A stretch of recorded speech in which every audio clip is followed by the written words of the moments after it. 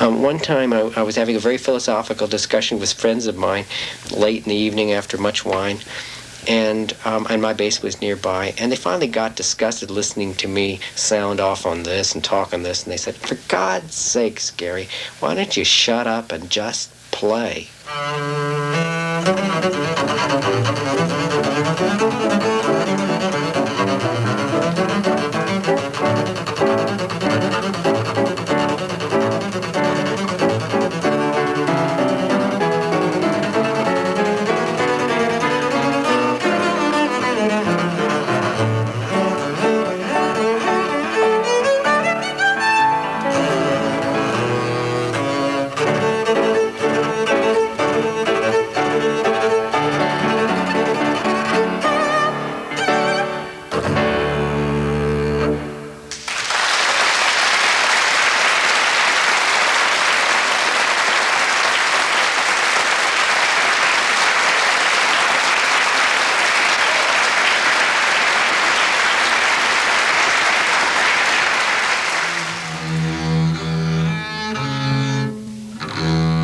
Big sound on top of it. Yeah. It's a very rich, warm sound. It's very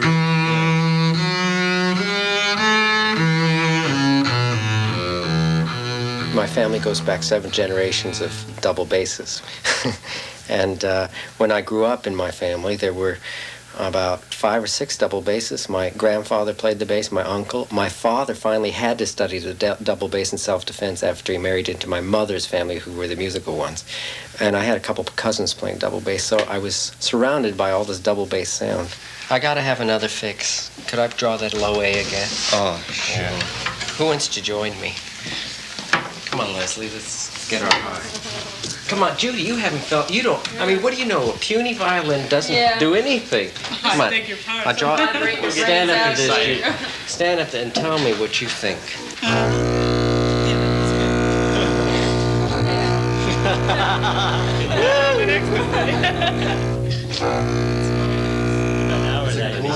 That's very good. I could lean up against it all night. My grandfather was the most influential member of my family. I think he was the most musical, the most philosophical. He always told me that music is the language of the soul. And in fact, I remember an experience where I was practicing one time on a page that looked like a coal mine. You've never seen so many black notes, and I was scrubbing away, really working so hard. And I thought I was really doing well, and my grandfather was sitting there listening to me, as he often did. And he came over to me, and he suddenly slapped me across the face. And I can't tell you, first of all, how I love my grandfather. I mean, our relationship was so close, and when he did that, I, of course, began to cry. I was only about 10 years old. And I said, "Grandpa, how could you, what have I done? Why did you do that?" And he walks over to the music, and he takes his finger and slowly lets it rest upon one note. And he said, "You played that one note without feeling. Don't you ever do that again." So as a result of this, my grandfather's influence, all the people that I was attracted to later on were people who approached music with this tremendous emotional intensity.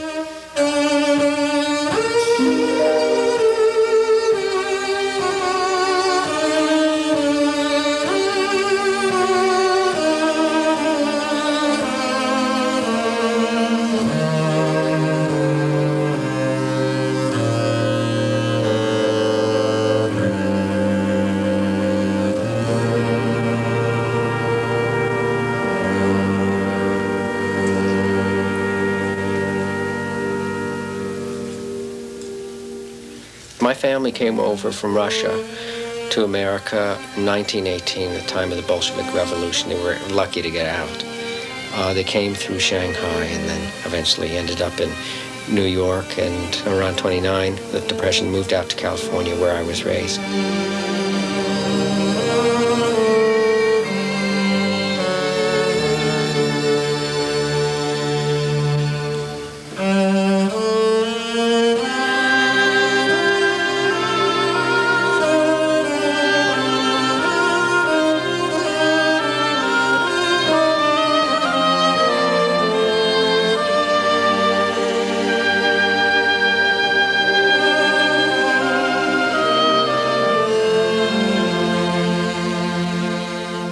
I began studying when I was 9, and the experiences which I think probably molded what I'm doing more than anything else was having listened to people sing.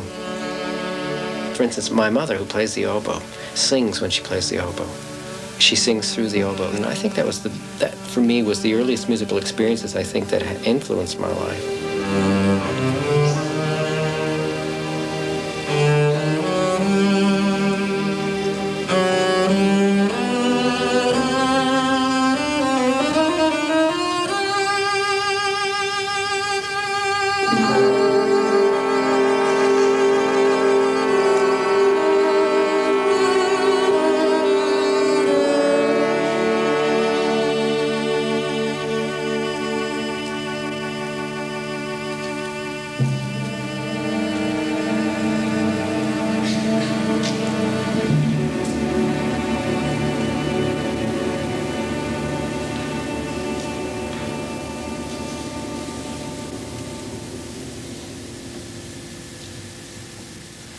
Performing recitals, people tend to be very snobbish about it. I think in big cities sometimes, and I'm much more at ease. I feel more comfortable performing in places that are not so pseudo sophisticated, And one of those places is Galveston, Texas, that has an incredibly beautiful opera house. I would say one of the most sophisticated structures I've ever performed in. Sophisticated because it just makes any sound glorious in there, and it must have been built with that in mind. And the people there will come and they'll listen to anything. They don't care whether I'm playing Bottesini or Schubert. They love them all.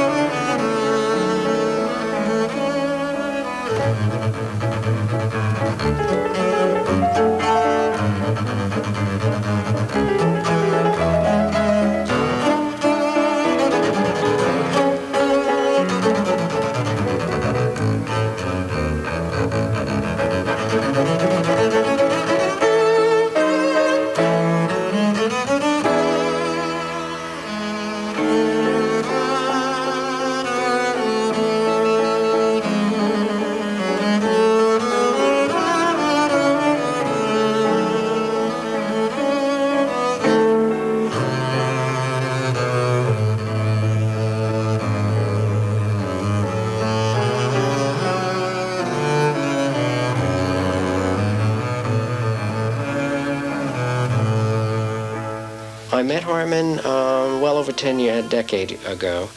I was teaching at Indiana University during the summer, and Harmon was getting his doctorate. He's now a doctor of music, and I'm only, well, actually, we're going to change the name of the duo. We're going to call it Dr. Lewis and Mr. Karr. But a doctor means that he knows everything there is to know about music, and I know all the rest. Anyhow, I met him in Indiana because of this one thing about my high school music teacher. I kept asking everybody, isn't there anybody around here I can play some Baroque music with? Doesn't anybody read figured bass, you know, the bass line with all the numbers on it, under it? Can't anybody improvise in that period? And the usual response, well, I don't know, we'll have to look around. And suddenly someone came up to me and said, Harmon Lewis, have you heard him? And I said, who is he? And he said, oh, this guy, when he does a figured bass, it's unbelievable. He's so creative and he's so imaginative. You've got to get together with him. So we met and we played together. It was terrific. I mean, it was back to high school, only even better. It was much more fun. So we were made to work together. I had just finished the examinations, the qualifying exams for my doctorate at Indiana, and Gary was on the summer faculty, just a visiting professor. And he came to a party at which we were doing some demonstrations of continuo playing, keyboard improvisation. And he was doing a faculty recital in a few weeks and wanted a harpsichordist who could realize figured bass. So he said, why don't you come by and we'll do some playing together? And then he told me that he played double bass, and I'd never heard of Gary Karr and assumed it would sound like most other double bass players do, and I wasn't particularly interested in going to play. And one day I was just walking down the hall and couldn't think of a convenient excuse when I bumped into Gary, and he said, come in and read through some music with me. And I did, and that was the beginning.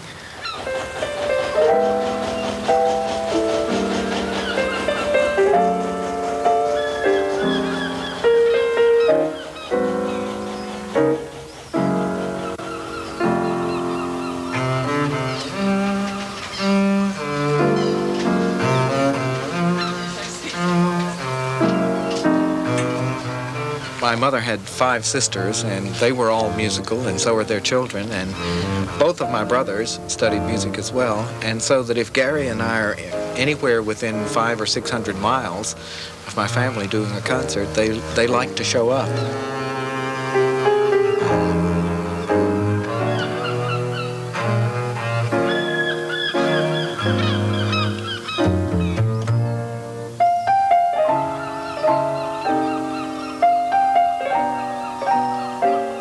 It just so happened that my brother lived in Galveston, and this was a place that was close enough for my family, and we were doing a concert there, so it provided a gathering place for the whole family.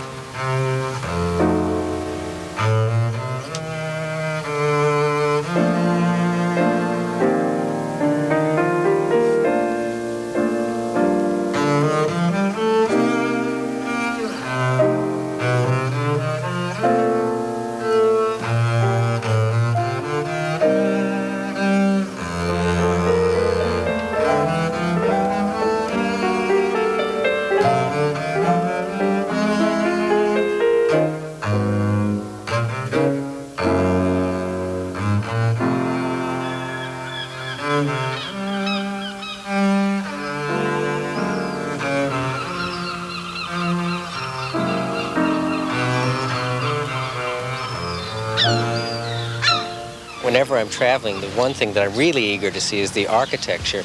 And I find Galveston to be particularly interesting. And what's even more interesting is that Galveston is one of the major shipping ports. It has been for 100 years. And so that the kind of people that came to live in the city were people representing all the major countries of the world. The most formal room in the house is the gold room. If you could come on in and just group around. Don't be afraid of the carpet, although it is the only original carpet in the home. The room is composed entirely almost of ornate features which came from Paris, France in 1859 and installed by French artisans. It's called the gold room for obvious reasons. There's 22-karat gold leaf at all the features of the room. Now, this center chandelier was originally equipped with gas lighting. In 1882, Mr. Brown found that electricity was a new fad in town, but he thought it was just going to be a passing fad.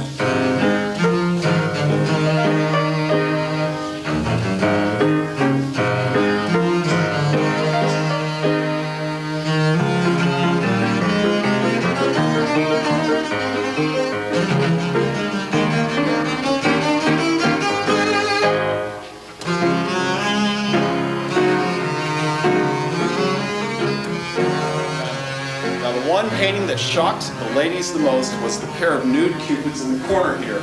The cupids have to be placed somewhere out of view because the nudity offended the very socially upright Victorian ladies of the time.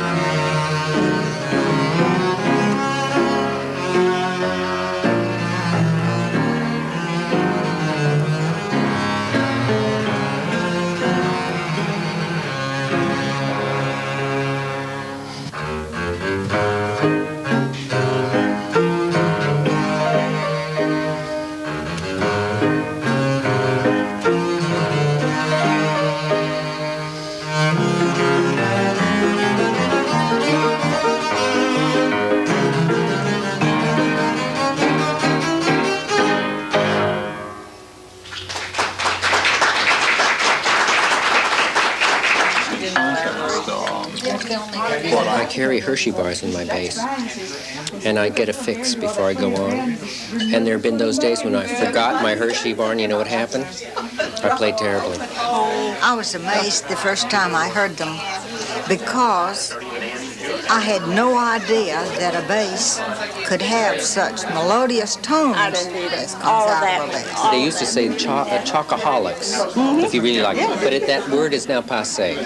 It's chocophiliac. You're a chocophiliac. I'm a chocophiliac. I used to be a closet chocophiliac, but now I admit it in public. And that vibrato that he talked about, you know, soul to it, really, instead of just, you know, anything too. It was just He can make it talk, for sure.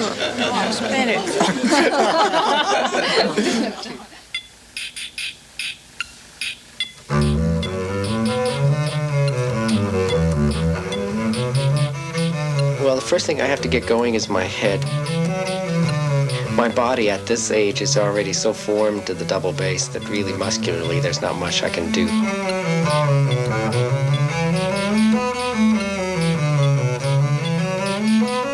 In fact, it's one of the really great regrets in my life. From a purely physical standpoint, I want to do so much more.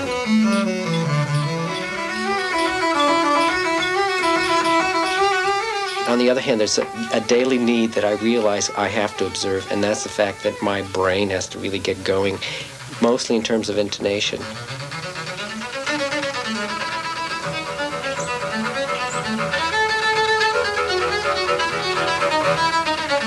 So I spend the early part of each day at least an hour devoted to nothing but intonation. I play scales and thirds and sixths, and then I finish by playing Bach.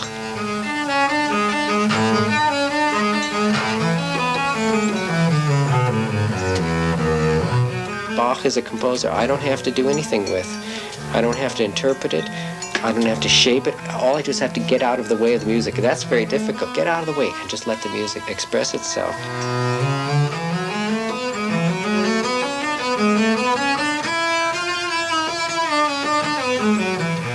Then I work on repertoire. I will spend about another hour or so working on programs that I might be preparing, and maybe as much as a year in advance. Right now I'm preparing for a recording that I'm going to do in a not too distant future of the Dvorak Cello Concerto, something which I think is a bizarre idea, but I'm doing it in Japan with the Osaka Philharmonic, and this is something they've been trying to get me to do for 2 years, so I finally sat down and learned it. And I struggle away at that. And then later on the day, Harmon and I work every day together, either on the piano, harpsichord, and sometimes we'll travel to a church where there's a fine organ, and we'll work with the organ.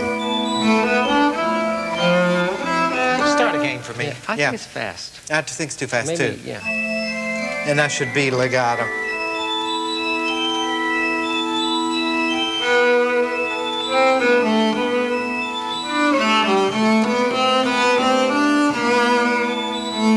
I got another idea. Just a minute. I want to try something.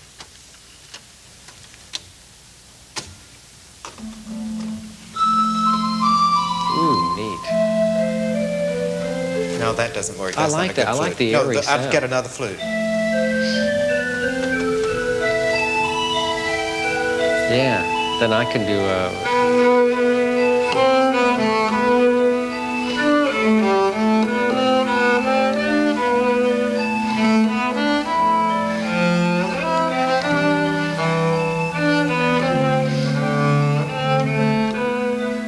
Really, I'm an organist. And so I teach organ and harpsichord and continuo improvisation at the Hart School of Music, part-time, of course, since we're traveling so much. And most of what I do actually in the way of being an organist is I do some substitute work from time to time. Go back, because where we were in a duet there, 23. Try it 23. Do you think different sound?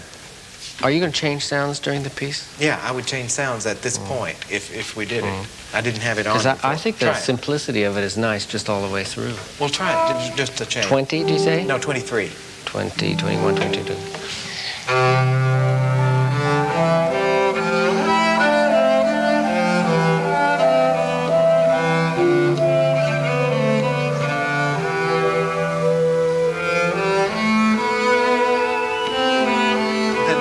Nice, I like that. Let's take it a little bit before that so we get a feeling of it. Maybe 16. Try one more sound. Would that be too chiffy? 16? No, I like Okay, try it.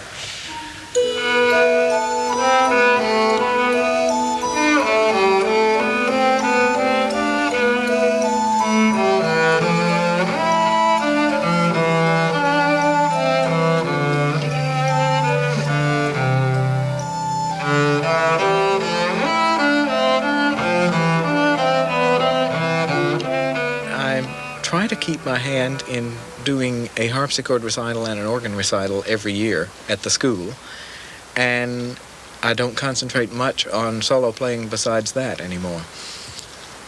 Actually, what we do with the duo and keeping our lives organized and keeping up with the correspondence, Gary's better than I am about that, but I don't know, he does some 40 letters a week.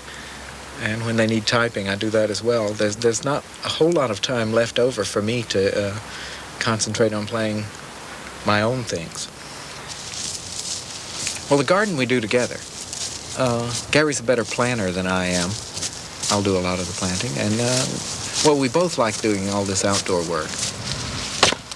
I think it's really great fun cutting your own firewood from a place like this. The problem is I'm not here long enough to cut all of it. I can't use my chainsaw and then immediately go right inside and practice. I have to wait at least half a day before I can practice again. Last spring we spent some time at home, and I guess for about 2 weeks we were planting at least 2 or 3 new things in the garden every day. Just starting out the day doing that and then practicing right after planting.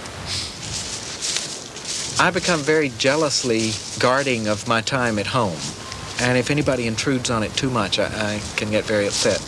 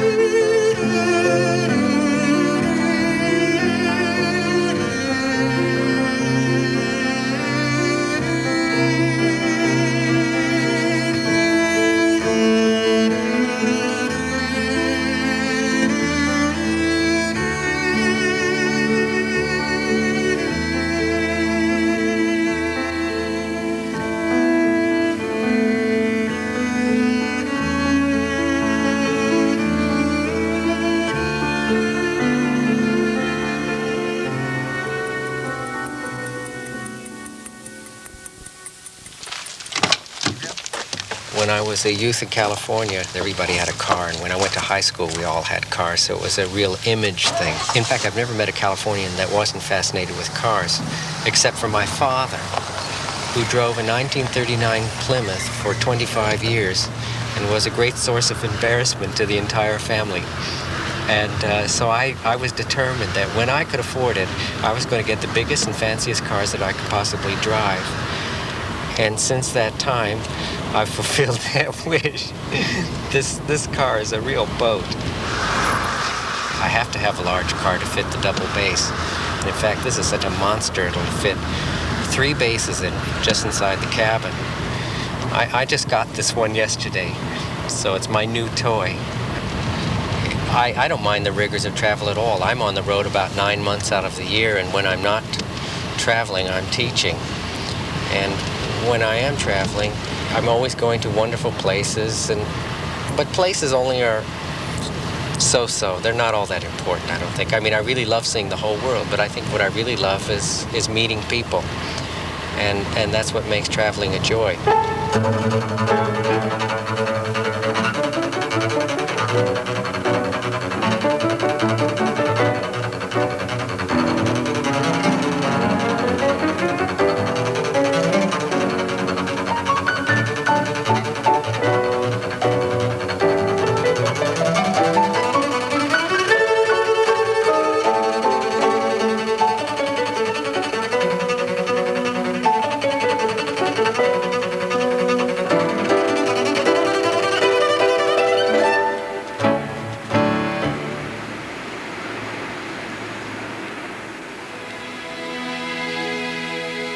The United States is such a big country, and we have so many fascinating places to play, and one doesn't always have to be so establishment-oriented. I don't always have to play in New York and Chicago and Los Angeles. There are many really wonderful places that don't mind when I perform Koussevitzky or Dragonetti Concerto. For instance, the Dragonetti Concerto, which I think is a fantastic technical vehicle, but it has a gorgeous slow movement in it that I can really sing on. I'm going to get to play that in Boise, Idaho, and I love Boise, Idaho. They have a very spirited orchestra in such a beautiful place. The surrounding mountains are something splendid, and I love going there.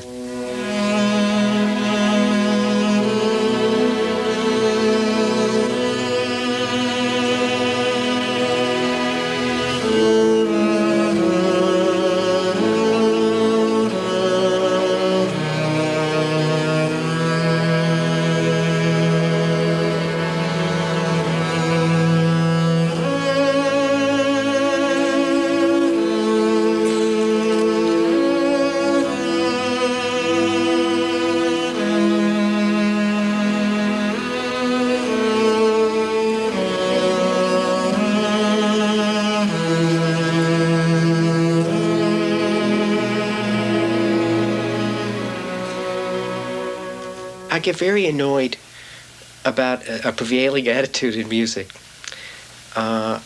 with regard to repertoire, because obviously if I'm going to play a whole evening of double bass repertoire, it'll be pieces nobody ever heard. I'll try that, and they say, it's too bad he has only bass pieces to play in their kind of inferior music. What a shame. What difference does it make?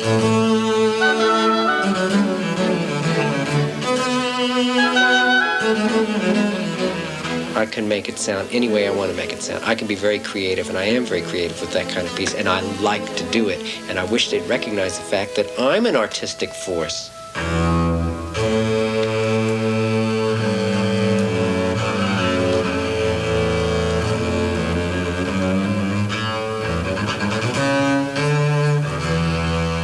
I think it's the role of a performer not only just to interpret the music, and to realize the composer's intention. I really think an important obligation for every performer is to respond to it. And what he should convey to the audience is not only the music, but his own response to it, how he feels about the music.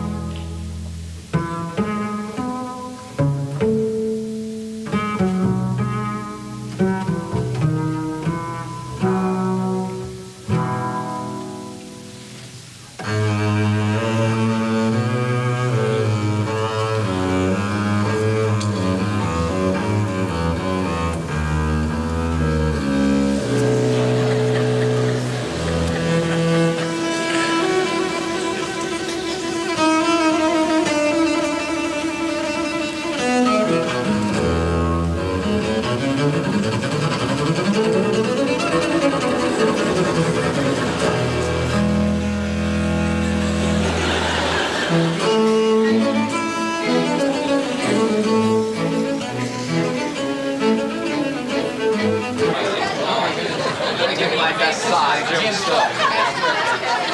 you very much. What is this then? What's this Ducks Unlimited? That's a conservation organization that preserves waterfowl habitat. It's very popular in Britain. Very popular I in got Britain. scared. I mean, when I saw ducks and was wearing pin, I thought, oh God, there's the fellow who shoots ducks. He does. Oh, you conserve them by shooting them. It's like the old question, ask me how I feel. Ask me how I feel. How do you feel? Don't ask. Normally I'm a violist. How was Idaho City? Great, beautiful, fantastic place.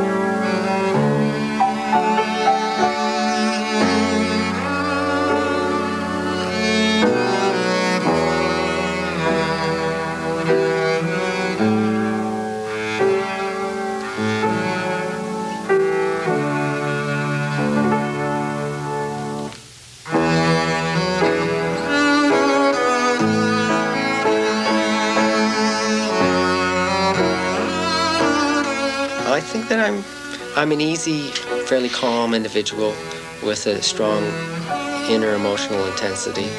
I find the most problematical thing in the world is just living with myself. I don't find anybody else too much of a problem. I'm easily hurt by people, I guess, but my defense for that is keeping so busy I don't know what people are saying. I don't think I'm any different in that respect.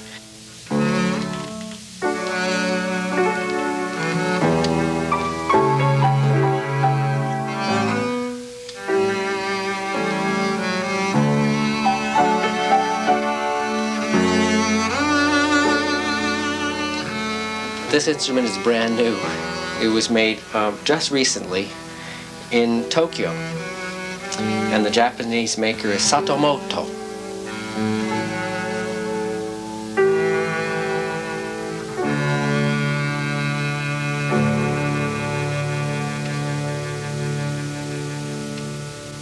It's the most beautiful instrument that I've yet played on, new instrument.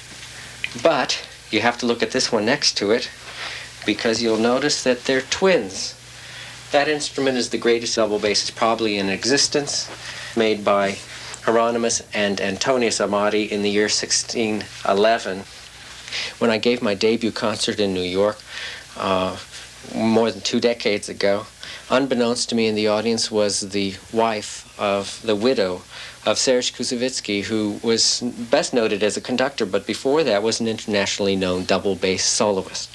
He performed on his beloved Amati. And after the concert, I didn't meet the woman, so I didn't know what she looked like. I certainly didn't know what she sounded like. And the next day when I received a telephone call from this woman who said, with a very thick Russian accent, "Hello, this is Mrs. Koussevitzky calling," I thought it was a friend of mine playing a practical joke on me, so I said to her, "Yeah, baby, I'll bet." And she thought that was very funny, and then she said, "Would you come to my apartment?" Of course, I showed up.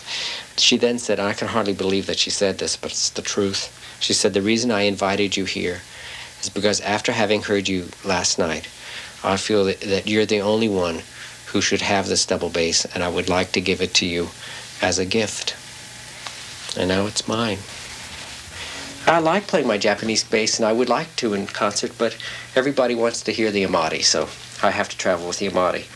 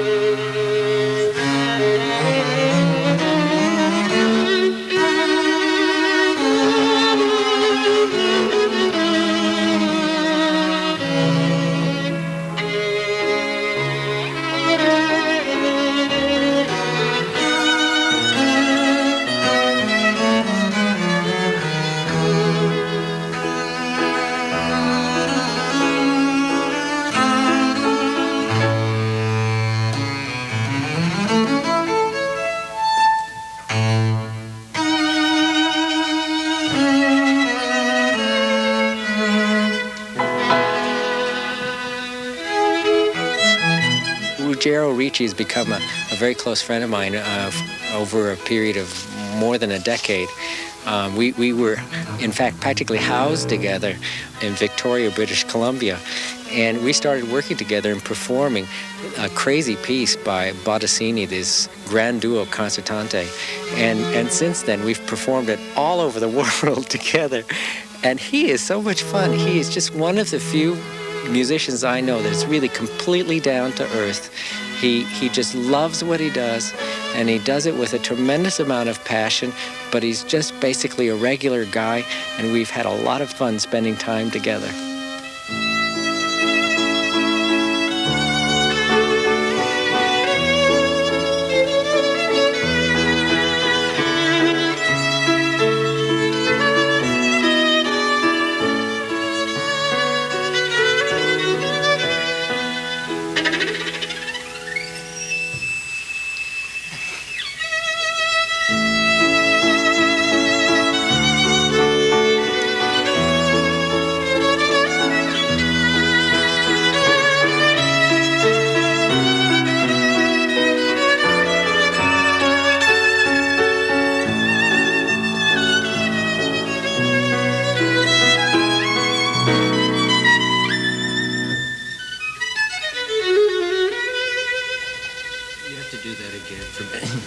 You people, you have to listen to this because this is bel canto. It's so beautiful. I mean, I have to come in and I have to imitate you, so I have to hear it again. It's so beautiful. You mean you want to give me another Listen chance? to this is what I want you people to do. This is called singing.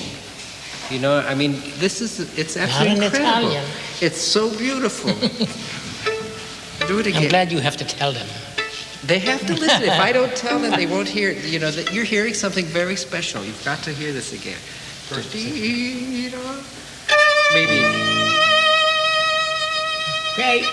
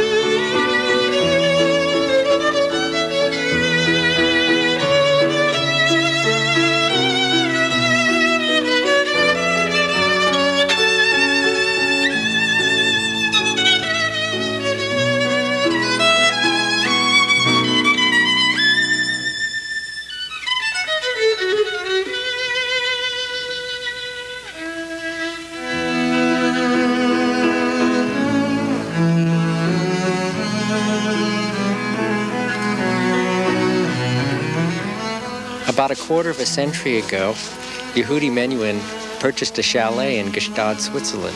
And at that time, he invited a bunch of his friends to come to Gstaad and play together. And it turned out that the local people and the people who come here as tourists thought it'd be a terrific place to have a festival. So the Gstaad Festival began more than 25 years ago. Hello. Hello. How are you? I'm having my first encounter with these beasts. I met Yehudi Menuhin a number of years ago in Hong Kong. He had attended a concert of mine and came backstage, and we started talking, and it was immediately apparent that we shared a lot in common about our basic approach to the instrument. I can only play an open string. How do you hold it? This way? That's good enough. Like shaking hands. Like that? No. Well, that's not Like quite. that, No, let's see. If I'm going to shake it, let's shake hands first. Yeah. How do you do? How do you do? How do you do? No, you had it. That's it. Perfect. That way? Yes. Just sort of. No.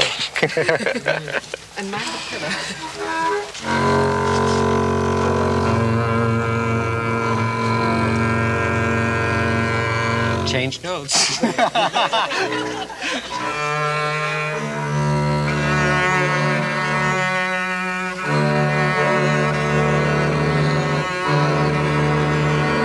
Listen, there's an opening in the Berlin Symphony Orchestra which you'd like to audition. I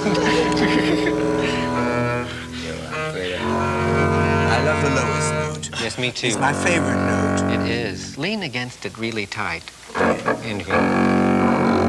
Doesn't that feel delicious against your stomach? Beautiful. Whoops, sorry. Do double bass Yes, players but- ever suffer indigestion? No, because we have this. Of course you have this natural aid, vibration. This natural Yes. But does the violin? Are there any notes that feel but that good? It's our heart that vibrates, not our stomach. Oh, what a shame. The double bass is such a physical instrument. It's so large, and there's so many things we have to try and understand in order to use our body intelligently. This immediately put us on the same wavelength because he thinks so much about his use of the body. Well, I was wondering one thing about violin is that we have a problem in this instrument that none of the string players have because the size of it. One aspect of the size that a lot of people don't think about is the sound is further away from us than on any of the other Well, instruments. you don't get deaf as violinists do. Gradually, the longer you play the violin, the more out of tune you get because the deafer you get. What was that? Could you repeat that? The longer you play the violin. Because I get over it, I tell you how, by using a mute. So, because even so, I think the left ear hears much more than the right one. Tell me, this is what I find so enormous, the distance between notes. I don't know how you get around. You play each note with three fingers, don't you? And then move Well, one octave is... lock, stock, and barrel to the next note. Well, look at the distance of one octave. Yes. You know, that far. Yes. How far is it on a violin? Well, it's this. It's the compass from first to fourth finger. That's all. That. Also, when we vibrate, it's a problem in How pitch. do you do that? You've never thought of playing the double bass with your feet, because after all, feet are a little larger than hands. Do you know you can vibrate with your head? I mean, if you play an open note and shake your head, you'll hear it as a vibrato. Wait. You hear it, but the audience doesn't. Do you hear it? You don't? Yes, I do. I do. But what if you're in a negative mood and go this way? Indian mood. Don't you find the most fascinating thing about playing, about presumably any technique, any art, any instrument, but particularly with string playing, is the developing of the subtlety of response. In other words, the smallest angle, the smallest weight, the least pressure, the finest balance. These are the aims, don't you think? Yes, there's one reason I envy the violin, because the violin's small, Yes. whereas bass is so large and requires so much of the body. But you've made of the bass, if I may say, chauvinistically, a violin. Because Well, I it's tried so for those delicate the little, way you handle it. It's so wonderful.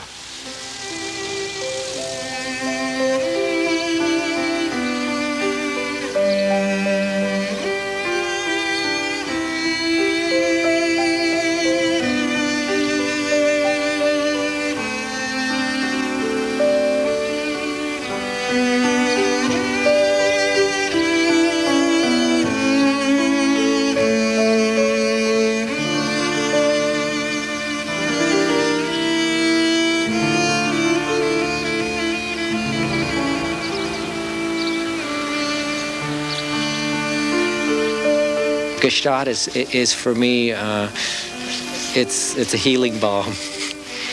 It's something that I really need. It's become my vacation time, in fact, because I usually stay on after the festival. And the thing I enjoy more than anything is to walk through the hills and the mountains. And every time you take a new turn and you see a new sight, I don't know, I feel that just these vast perspectives just alter things in life and make everything seem so unimportant that I just lose myself and I forget myself.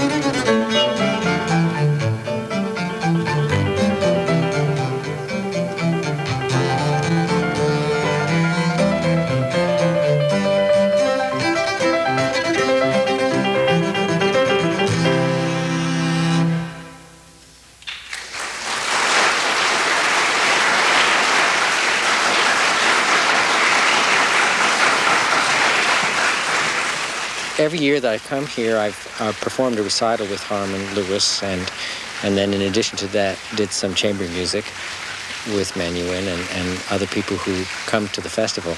But this year is something special because a number of the bass players in the area requested that I do a workshop, and it sort of snowballed and became a rather international double bass workshop in Gstaad. So for about 8 or 9 days this year, I'm holding a workshop just to study double bass.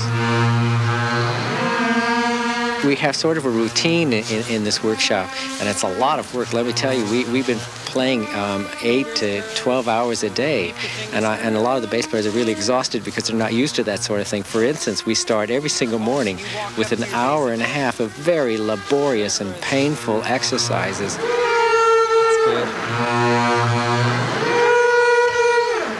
These boring exercises, which are so necessary when you get a large group together and you watch how painful it is for everybody else, it somehow makes the time go by more quickly. No, you're doing it with the arm. You know, I could always hear it because when you get a certain kind of sound when you go like this, or like this, or like this. There's so many different, you can. I've always considered teaching an important part of my life.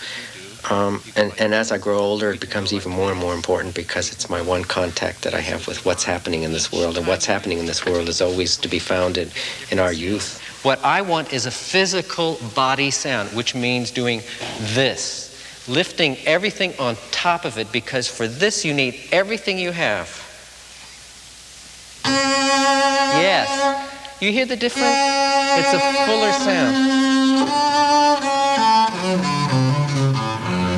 Yeah, okay. Now if you had it, and you have to follow it all the way down, the most important note in that whole cadenza is the note that every audience is waiting for the bass to make, the lowest note. So it has to be beautiful. Take your time.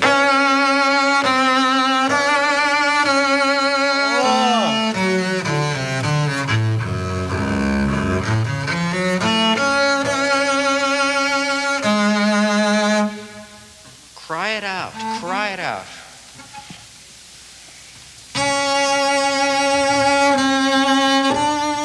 have to teach, first of all, I have to deal with some of my own problems and I have to work it out and figure it out. So when I finally help a student solve it, I go home and I improve. I'm so selfish about it in a way. I feel guilty because while I'm helping them, I'm the one that seems to be benefiting the most. Make a square bowing because then you have time to sit on each note.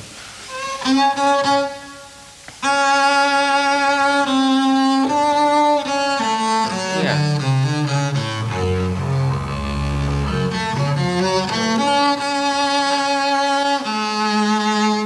The one ultimate objective that I had was to convey a certain concept of sound, an approach to the sound of the double bass which may be a bit different from tradition. I believe in a focused, clear, beautiful, warm, rich sound. Not that it hasn't always been there, but with a bit of an edge to it so that it projects really well. I want to get that first one right because you always go... You're doing the technique for doing that. The long note you play toward the bridge. The next you bring back the bow this much. That's all. Just lift it back that much. That's all. And then the bow will come back the complete direction. So and then you don't have that accent. No. Don't do it on the note. After.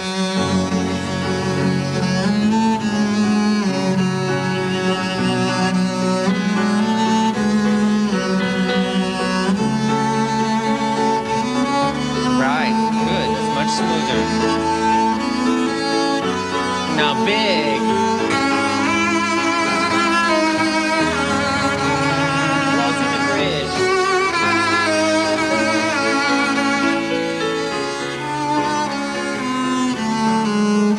Closer. Get down.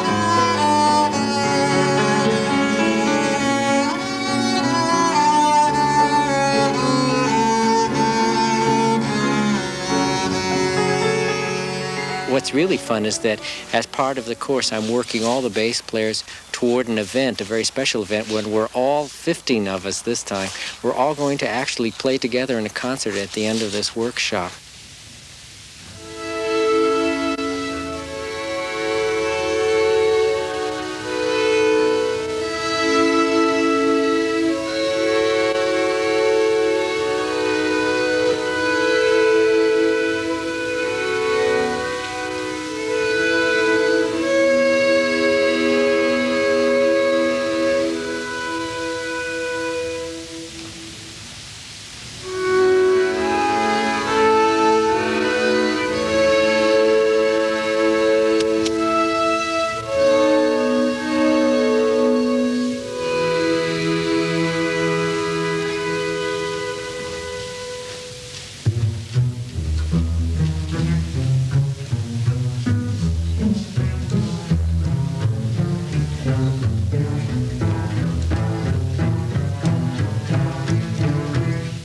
The students have come from all over Europe. There's some German ones and Swiss and English and so on.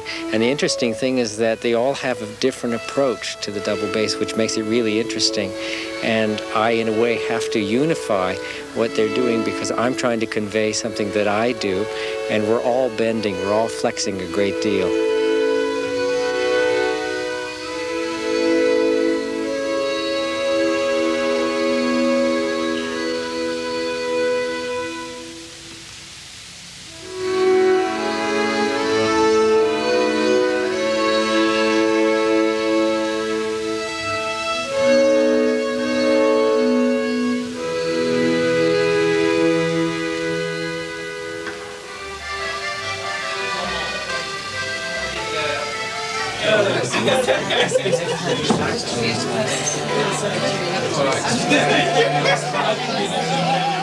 One of the really neat things about Gstaad, which came as a great surprise to me, is the fact that the double bass has a folk image. Because if you go to any cafe anywhere in Switzerland, there will be a real double bass in the corner.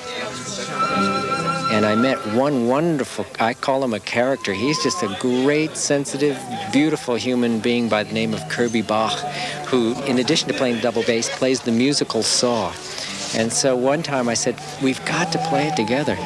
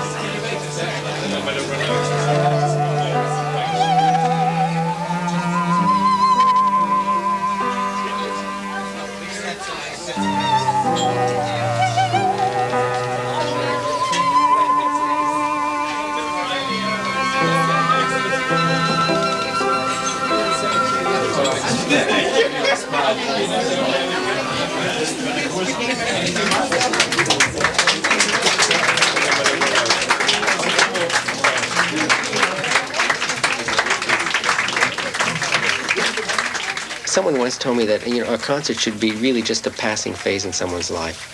To me, it's almost a life and death thing. I put myself on the line when I perform. I mean, playing the double bass is so difficult to begin with, and I really like to walk out as close to the end of that branch I possibly, limb or whatever, however you call it, as close to the end as I can before it'll break. And I love that. I love that. There's a sense of danger, and it's a life and death thing. It really is.